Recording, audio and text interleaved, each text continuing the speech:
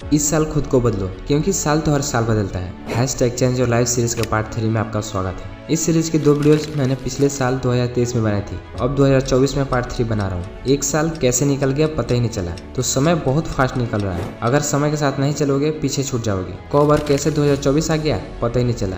तो चलिए मैं आपको एक बार रिमाइंड कराता हूँ कि समय कितना फास्ट निकल रहा है। आप अपनी एज को देखो कि आप कितने साल के हो गए। आप चौंक जाओगे कि आप इतनी जल्दी इतने साल के कैसे हो गए, पता ही नहीं चला। तो टाइम बहुत फास्ट चल रहा है। कोरोना को आज 4 साल हो गए, लग रहा है अभी की बात है। टिकटॉक बैन हुए 3.5 साल हो गए। नोटबंदी हुए 7 साल हो गए, 2016 में हुआ था। एंग्री बर्ड 2009 में आया था, 15 साल हो गए। इंडिया में 4G नेटवर्क आए हुए 12 साल हो गए, 2012 में लॉन्च हुआ था। अब तो 5G आ गया। तो समय ऐसे ही निकल जाएगा और आपको पता ही नहीं चलेगा। लेकिन प्रॉब्लम यह नहीं कि समय निकल रहा है। प्रॉब्लम यह नहीं कि 2022 निकल गया, 2023 निकल गया। प्रॉब्लम यह नहीं कि एक साल निकलते जा रहा है। तो फिर प्रॉब्लम कहाँ है? तो सुनो, समय निकल रहा है ये प्रॉब्लम नहीं है, क्योंकि समय को रोक पाना इम्पॉसिबल है।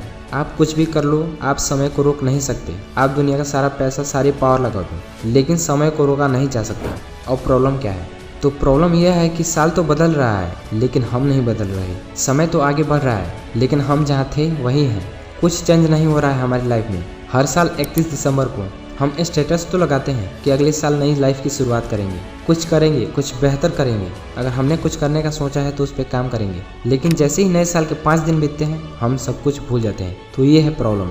अगर आप अपने आसपास ऑब्जर्व करोगे तो आपके ही कुछ ऐसे दोस्त होंगे जो आपके ही साथ पढ़ाई किए होंगे, लेकिन आज आपसे आगे होंगे। कारण क्या है? तो कारण है समय। आपके दोस्त ने अपने समय का सही यूज किया, आगे निकल गया। आपने समय को बर्बाद किया, जहाँ थे वहीं रह गए। सारा खेल समय का है। आपने वो वाली स्टेटस तो बहुत लगाई होगी कि वक्त वक्त की बात है और वक्त सबका आता है। तो मेरे दोस्त, इस दुनिया से बाहर निकलो कि वक्त खुद आता है। वक्त खुद नहीं आता, बल्कि वक्त को लाना पड़ता है। और वक्त को लाने के लिए वक्त से लड़ना पड़ता है। और ये बहुत गहरी बात बोल दी मैंने। वो बोलते हैं ना, अपना टाइम आएगा। मैं उसी टाइम की बात कर रहा हूँ।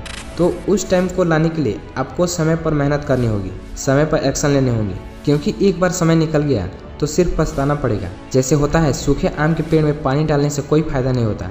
तो अभी जो समय है, अभी जो आपकी एज है, इसमें आप जो चाहे वो कर सकते हो।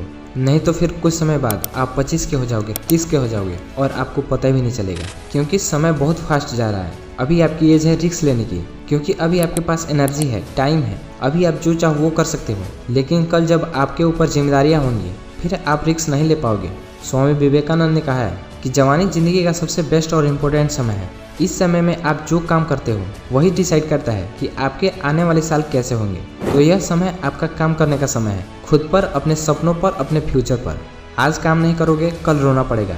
आज कंफर्ट जोन में मजे उठाओगे तो कल जिंदगी की मार सहनी पड़ेगी। अब आप कहोगे कि हमें समझ नहीं आता कि हम क्या करें। और आपकी यही सबसे बड़ी गलती है कि आप खुद से कहते हो कि मुझे समझ नहीं आता कि मैं करूँ क्या, जिससे आपका माइंड सोचना बंद कर देता है। और ये गलती लगभग 90% लोग करते हैं। तो अब से आपको खुद से बोलना है कि मुझे कुछ करना है। जब आप खुद से अपने माइंड से ये कहते हो कि मुझे कुछ करना है, तो आपका माइंड आपके सामने नए नए रास्ते लाकर खड़े कर देता है। आपके माइंड में नए नए आइडियाज़ आने लगते हैं। अब आपको क्या करना है? तो अब आपको करना ये है कि आपको उन आइडियाज़ पे काम करना है। या आप ये कर सकते हो कि आपको फ्यूचर में जो भी करना है, आपको फ्यूचर में कुछ ना कुछ तो करना ही होगा। खाली तो बैठोगे नहीं। तो आप उस गोल पर आज ही काम करना स्टार्ट कर दो। अगर फिर भी समझ में नहीं आ रहा तो आप कोई स्किल सीख सकते हो जो आपको लगता है कि यह मेरा फील्ड है। जिस स्किल में आपकी चाहत है, आप उसे मास्टर करो। अब सबसे बड़ी बात कि जब आप कोई स्किल सीख जाते हो तो वो स्किल आपके काम कब आएगी? जब आपने उस स्किल को सीखने में अपना 100% दिया हो। वह स्किल आपको सफलता की ऊंचाई तक तभी पहुंचा सकती है जब आपने उस स्किल में खुद को मास्टर कर लिया हो और आपको पीछे करने वाला उस फील्ड में कोई ना हो। आपके अंदर एक कॉन्फिडेंस होना चाहिए अपने स्किल को लेकर। ऐसा बन जाओ अपने फील्ड में कि आप लोगों के पास न जाओ, बल्कि लोग आपके पास आए। और ये तभी होगा जब आपको अपने स्किल पे कॉन्फिडेंस होगा। इस दुनिया में बहुत से ऐसे लोग आए हैं जिन्होंने मार्केट में उतरकर मार्केट को ही बदल दिया, जिनके लिए कंपटीशन कोई मैटर नहीं करता। मैं आपको एक एग्जांपल देता हूँ। हिस्ट्री के सबसे बड़े आर्टिस्ट वेंसी साहब को राजा के पास लेटर लिखना था जॉब के लिए। तो वो लेटर में क्या लिखते हैं, ध्यान से सुनना। वो लेटर में ये नहीं लिखते कि ये मेरी क्वालिफिकेशंस हैं, मैंने इतनी पढ़ाई की है, मेरी क्या क्या स्किल्स हैं, बल्कि वो लेटर में राजा को सीधा लिखते हैं कि मैं जानता हूँ कि आपके पास बहुत सारी एप्लीकेशंस आई होंगी जॉब को लेकर, पर मेरे अलावा ये काम कोई नहीं कर सकता।